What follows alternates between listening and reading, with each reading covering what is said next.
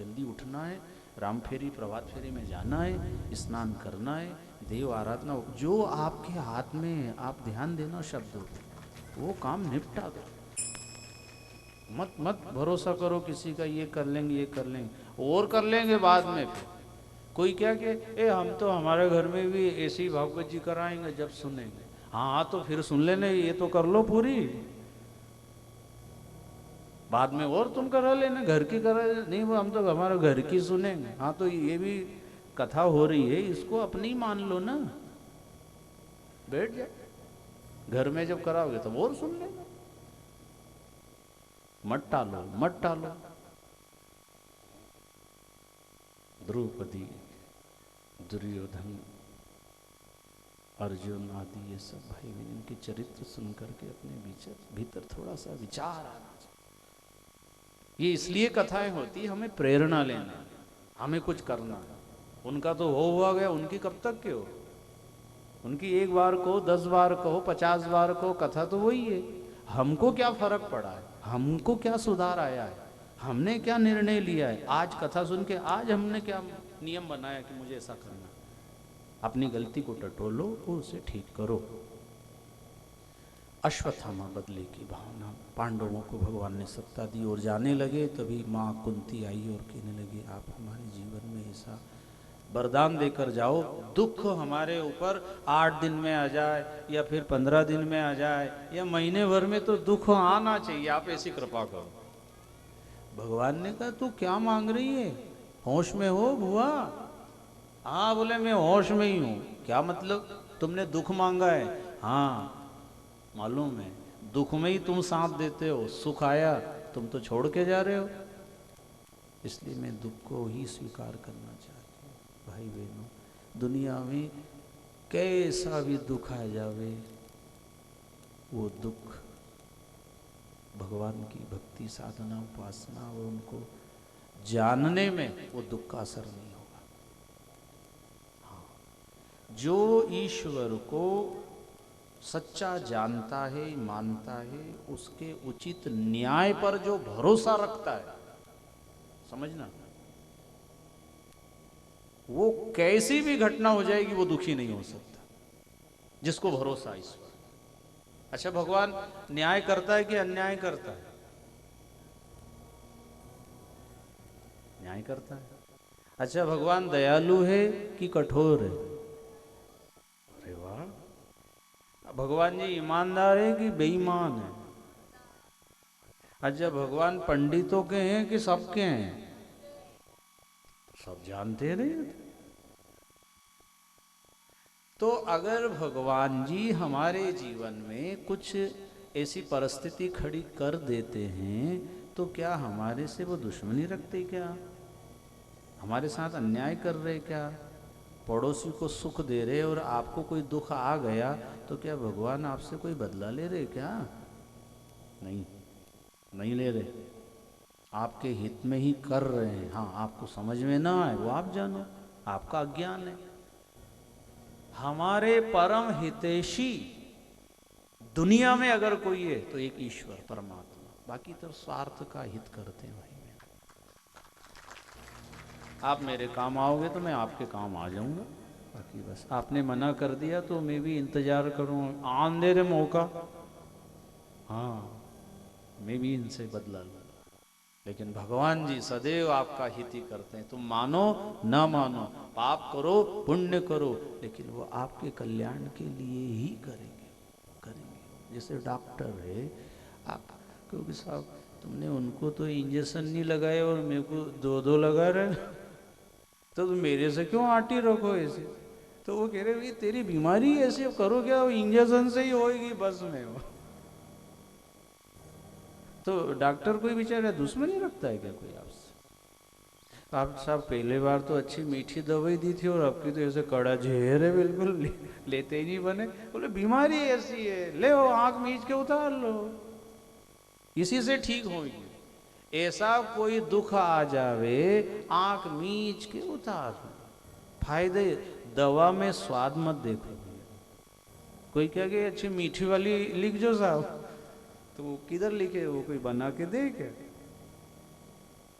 भगवान से हम कह रहे प्रभु आप तो सुखी सुख देना, अच्छा हुआ पहले 2000 बोरा हुआ था तो आपकी 5000 बोरा आना चाहिए। भगवान कह रहे मैं सब हिसाब लगा के दूंगा, तू कैसे साल भर तू कैसा चला है उसके हिसाब से मैं वहीं ब्रेक लगा दूंगा। हाँ भगवान के पास इतनी बहुत बहुत कला है हो, इसलिए डरो, भगवान से डरो भाई, थोड़ा अच्छा करो बस। वो सबके साथ है, वो न्याय करते हैं, अन्याय कभी नहीं करते हैं। ऐसा जो मान लेगा जान लेगा वो दुखी नहीं होगा बस।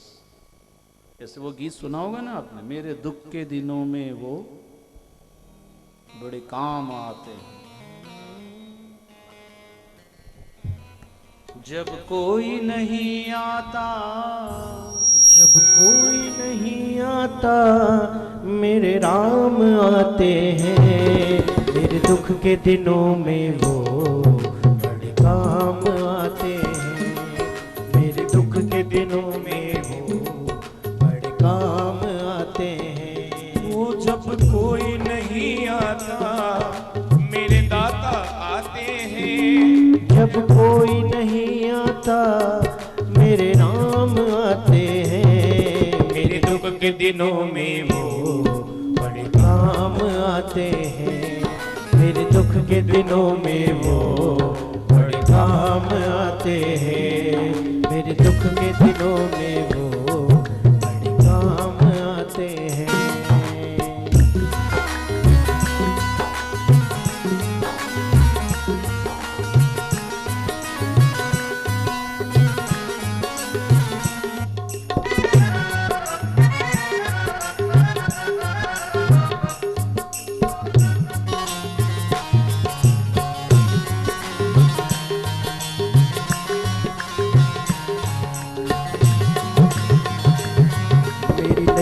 चलती है पतवार नहीं होती, मेरी नैया चलती है पतवार नहीं होती, मेरी नैया चलती है पतवार नहीं होती, मेरी नैया चलती है पतवार नहीं होती। किसी और की अब मुझको दरकार नहीं होती, किसी और की अब मुझको दरकार नहीं होती। मैं डरता नहीं जग से, मैं डरता नहीं जग से, शाम साथ आते हैं, मेरे दुख के दिनों में वो बड़े काम आते हैं, मेरे दुख के दिनों में वो बड़े काम आते हैं। जब कोई नहीं आता मेरे राम आते हैं, जब कोई नहीं आता मेरे राम आते हैं, मेरे दुख के दिनों में वो बड़े काम आते हैं, मेरे दुख के दिनों में वो बड़े काम आते हैं। जय हो।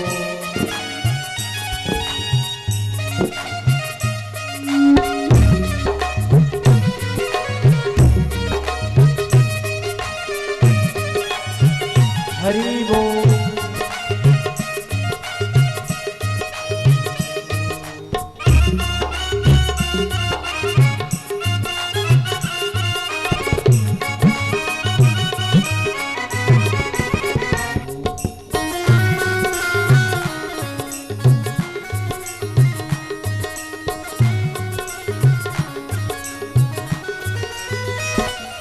कोई भक्ति करे उनकी वो उनका हो जाए, कोई भक्ति करे उनकी वो उनका हो जाए, कोई याद करे उनको दुख हल्का हो जाए, कोई याद करे उनको दुख हल्का हो जाए। ये बिन बोले सब कुछ, ये बिन बोले सब कुछ पहचान जाते हैं, मेरे दुख के दिनों में वो बड़े काम आते हैं, मेरे दुख के दिनों में वो बड़े काम आते हैं, मेरे दुख के दिनों में वो बड़े काम आते हैं, दुख के दिनों में वो बड़े काम आते हैं। जय हो।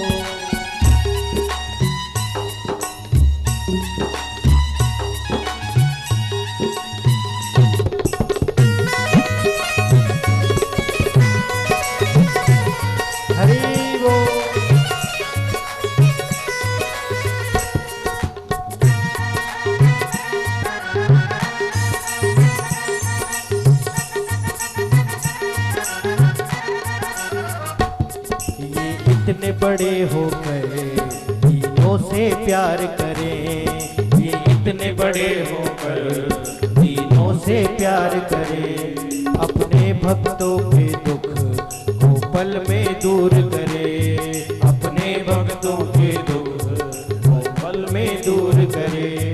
सब भक्तों का कहना, सब भक्तों का कहना वो मान जाते हैं, मेरे दुख के दिनों में वो काम आते हैं, मेरे दुख के दिनों में ताली वो बजाते हुए काम आते हैं। जब कोई नहीं आता, जब मेरे राम आते हैं, मेरे दुख के दिनों में वो बड़े काम आते हैं, मेरे दुख के दिनों में वो बड़े काम आते हैं। ताली बजाते हुए जय हो।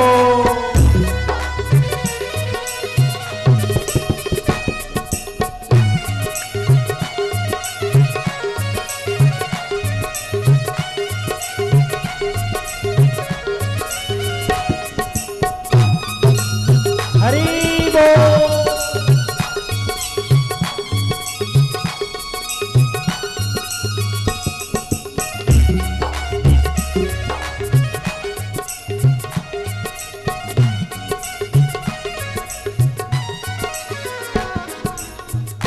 भक्तवत्सल भगवान की जय। ऐसा भाई बहनों, इस संसार सागर में जब भी कहीं कोई ऐसा विपरीत समय आ जावे, कोई ऐसी घड़ी आ जाती है, अब कौन सहारा है? उस समय भगवान आपके साथ होते हैं। ऐसा पक्का समझ के जाना। आज देखो, हाथ की घड़ी बिगड़ जाए तो कोई भी सुधार दे भाई, पर जीवन की कोई घड़ी बिगड़ जाए, आती है कभी कभी ऐसी घड़ी जो कोई नहीं सुधार सकता। हाथ की घड़ी तो कोई भी सुधार देगा, कई बार सुधार लिया, पर बिगड़ी घड़ी है, बिगड़ा समय आ गया, कौन सुधारेगा? भगवान के वो बिगड़े समय में काम आएगा। इसलिए तो साधु संत ब्राह्मण आचार्य पंडित लोग उस भगवान की महिमा गाते हैं, सुनाते हैं। आज हमारे बीच रेलवा से परम श्रद्धेय पूजनीय श्री पंडित राजेश जी शर्मा जी उपस्थित हुए हैं। उनके चरणों में वंदन करता हूँ, करतल ध्वनि से अभिनंदन। इतने आचार्य संत ब्राह्मण यज्ञ कर रहे, प्रतिष्ठा कर रहे, जाप कर रहे, अनुष्ठान कर रहे, दुख आया है तो घबराओ मत भाई। हाँ, भगवान उस समय आपके साथ है, ऐसा समझना चाहिए। इसलिए कुंती माँ ने दुख मांगा। हाँ, भगवान ने कहा दुख तो मैं दे नहीं सकता, मेरे पास है ही नहीं। दुख मनुष्य अपनी कमाई करके पाता है, कमाया है दुख, भगवान तरफ से नहीं है।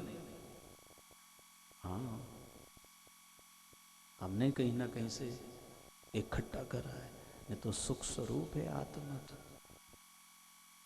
हमने मान लिया, ये आपको जो कहा ना, ये होना चाहिए, ये नहीं होना चाहिए, बस जो नहीं होना चाहिए वो हो गया तो दुखी होंगे। और जो भक्ति साधना करता है, उसकी इच्छा पूरी न होने पर जो दुख होने वाला है वो नहीं होगा। समझ में आई बात?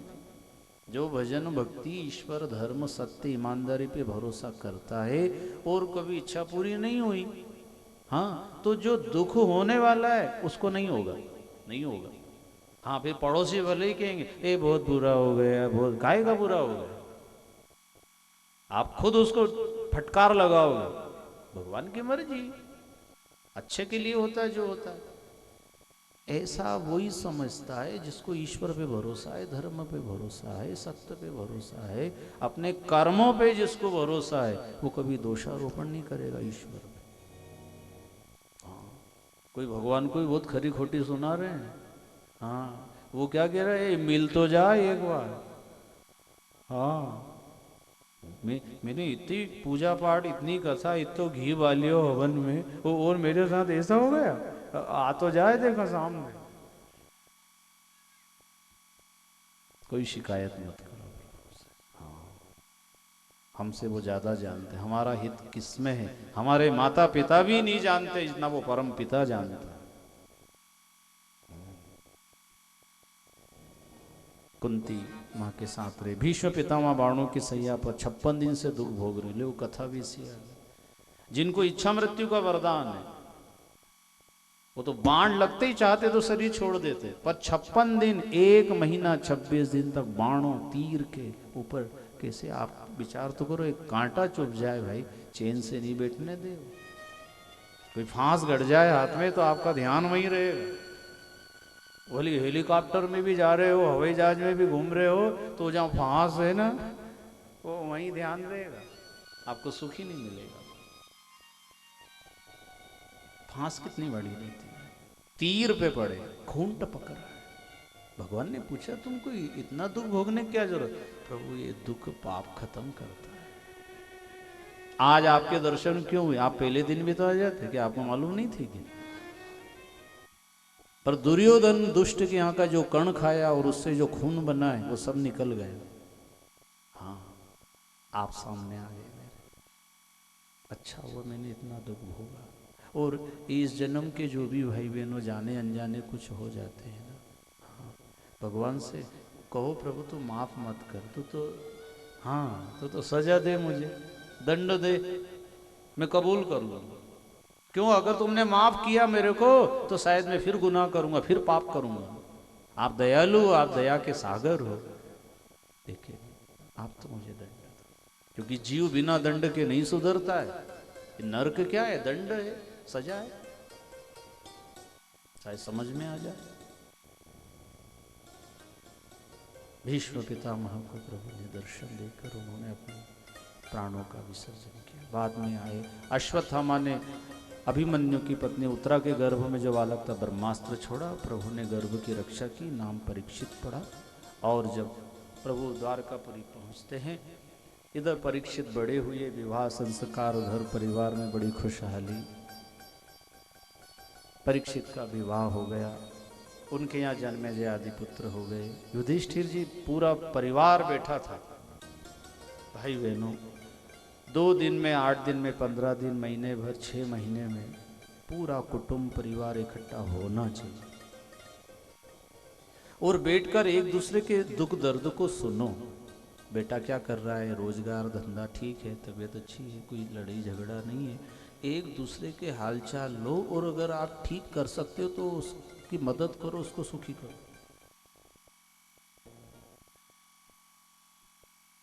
24 घंटे में एक बार तो साथ में बैठ के भोजन करो पूरा परिवार। और 24 घंटे में नहीं तो 2 दिन में, 4 दिन, हफ्ते में रविवार के दिन, या जैसा काम धंधा सबका अलग अलग व्यापार है, एक साथ बैठ के भोजन का भी बड़ा मान।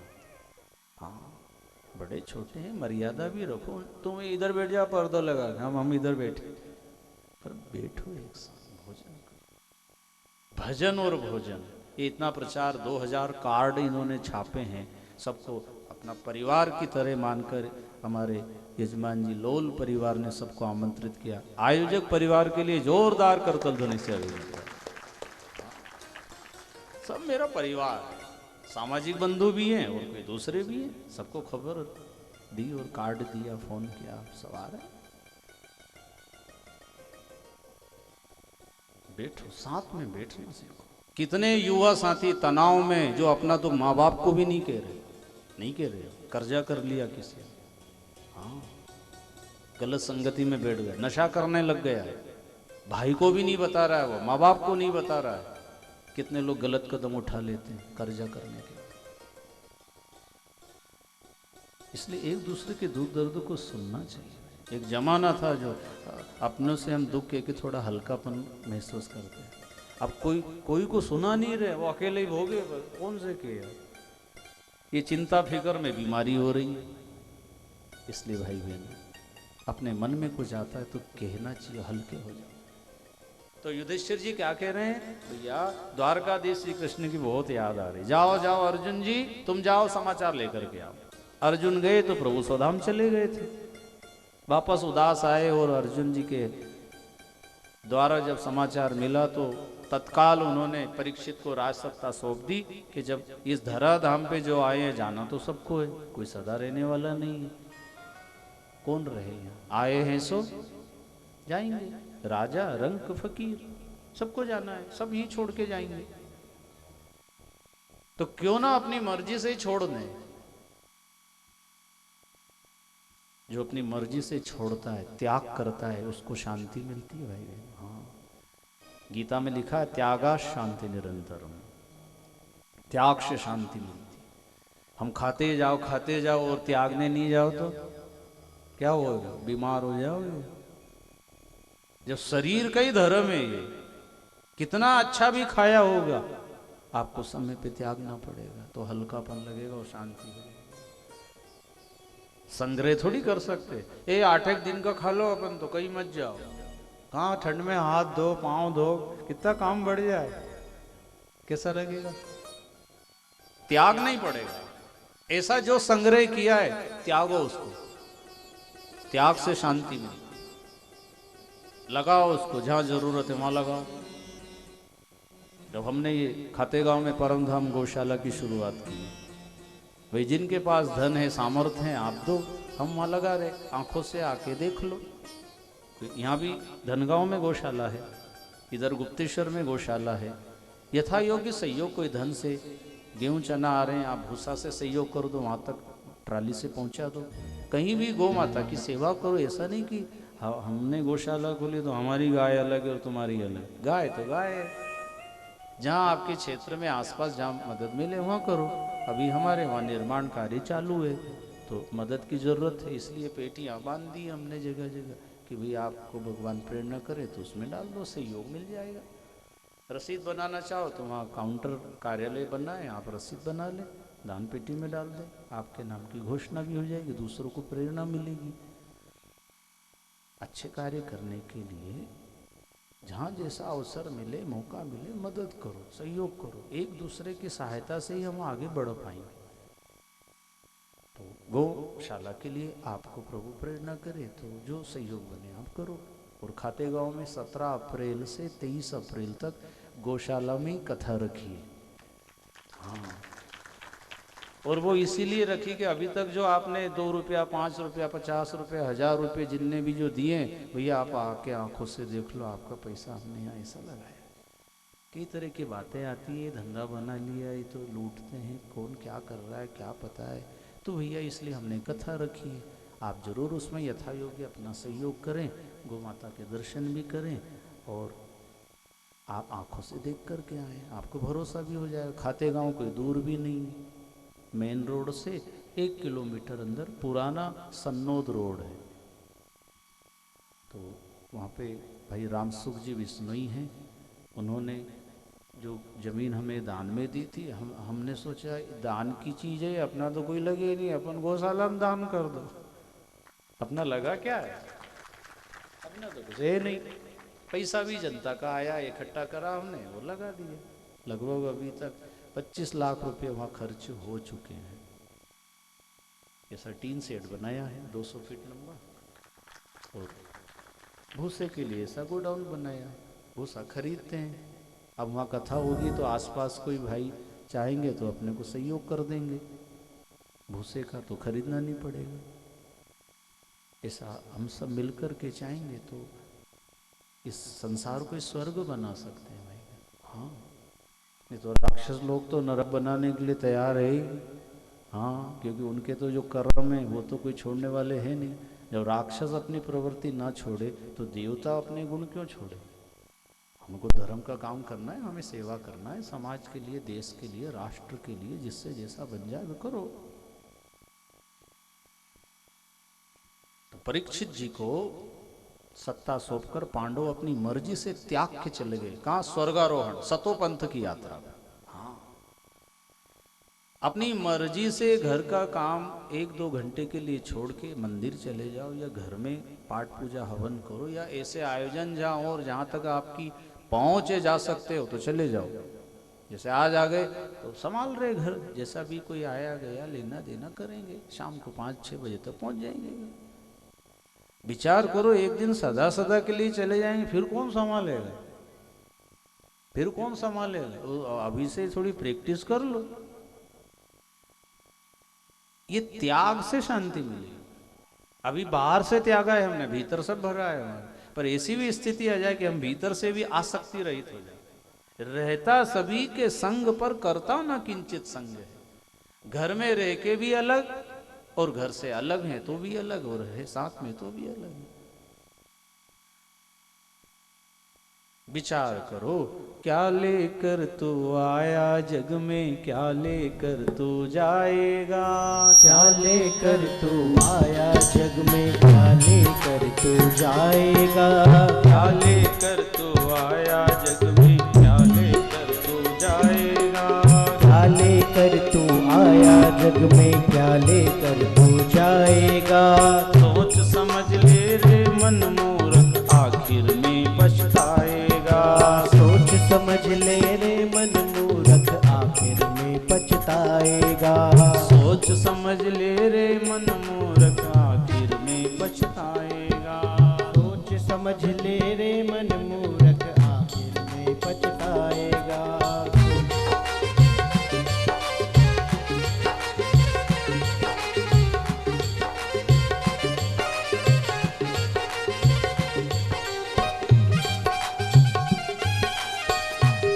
जय हो।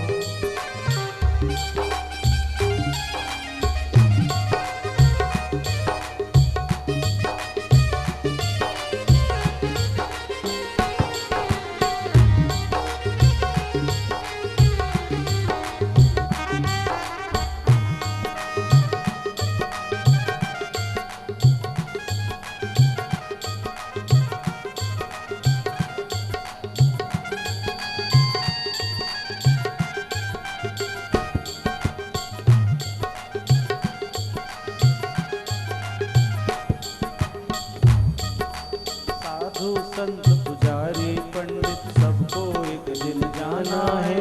साधु संत पुजारी पंडित सबको एक दिन जाना है। साधु संत पुजारी पंडित सबको एक दिन जाना है। साधु संत पुजारी पंडित सबको एक दिन जाना है। आंख खोल कर देख बावरे, जगत मुसाफिर खाना है। आँख खोल कर देख बावरे, जगत मुसाफिर खाना है। आंख खोल कर देख बावरे, जगत मुसाफिर खाना है। आँख खोल कर देख बावरे, जगत मुसाफिर खाना है। तू हरि को भजले संत कहे, तू हरि को भजले अंत में साथ ये जाएगा। संत कहे तू हरि को भजले अंत में साथ ये जाएगा। संत कहे तू हरि को भजले, अंत में साथ ये जाएगा। संत कहे तू हरि को भजले अंत में साथ ये जाएगा। सोच समझ ले रे मन मूर्ख, आखिर में पछताएगा। सोच समझ ले रे मन मूर्ख, आखिर में पछताएगा।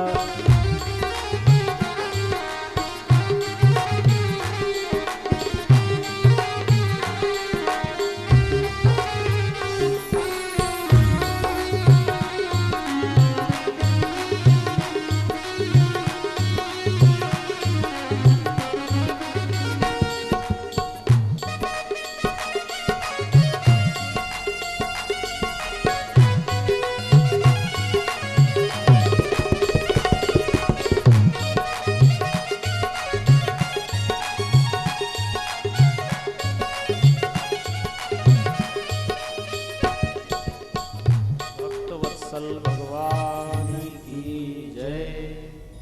हम सब विचार करें, साथ में कुछ जाएगा क्या? बहुत कम लोग ये बात जानते हैं, साथ में कुछ लेके नहीं है। एक कोड़ी भी साथ नहीं है, एक तिनका भी नहीं जाएगा, क्योंकि कफन में जेब नहीं होता जो आखिरी समय उड़ाते हैं। सबको एक जैसे ही सिलाई नहीं होती, उसमें थान में से फाड़ो उड़ा दो भैया, उन्हें थोड़ा वो सिलाई कहीं गोट वोट बना, अरे कोई भरोसा नहीं इसमें कोई फंसा ले जाएगा। हाँ तुम तो ऐसे ही उड़ा दो।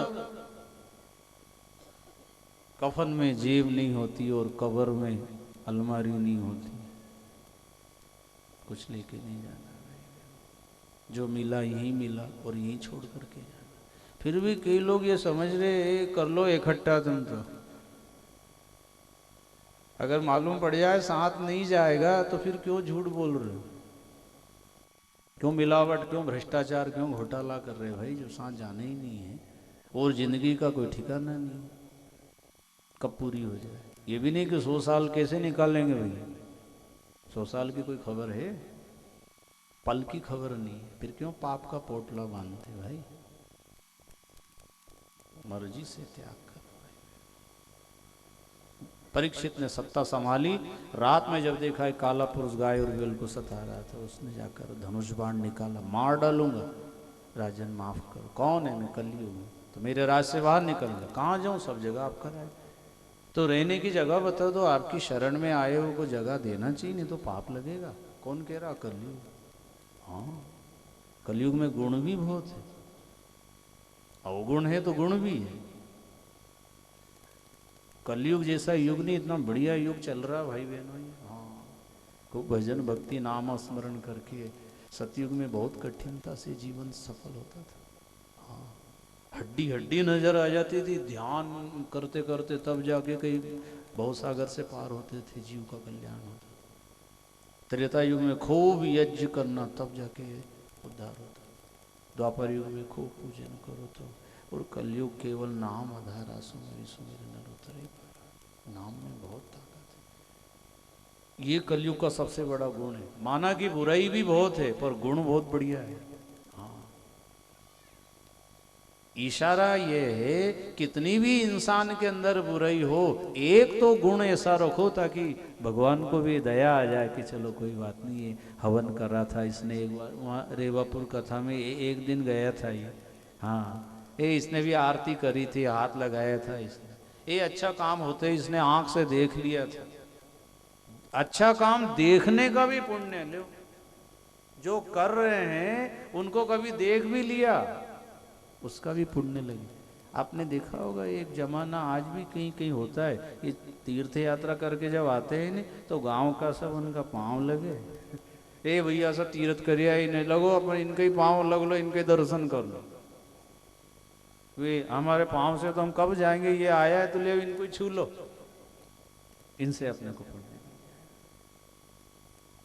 स्पर्श का भी पुण्य मिलता है, देखने का पुण्य, सुनने का पुण्य है।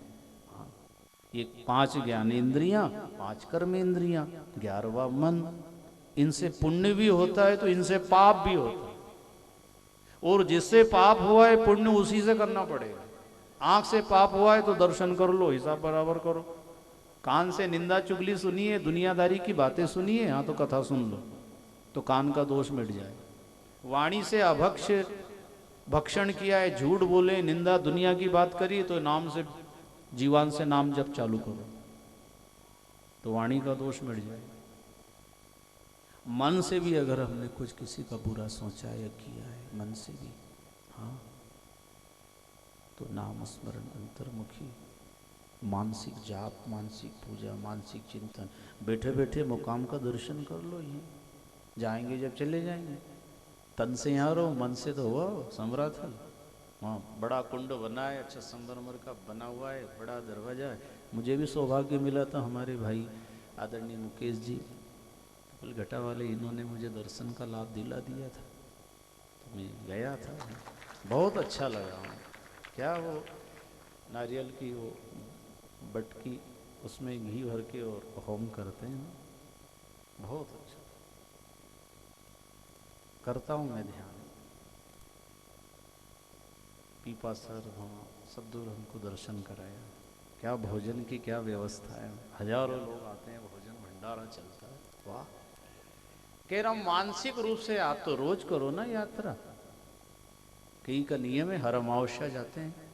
हाँ, कोई एक अमावस्या, 2, कौन कौन होके आ गए, मैं समर्थ हाथ उठाना, तो माता बहने भी गई कोई, कि चौका चूल्हा से ही, तेल लोन लकड़ी से ही फुर्सत नहीं कोई को, तो जाना चाहिए, जरूर जाओ, समय निकालो।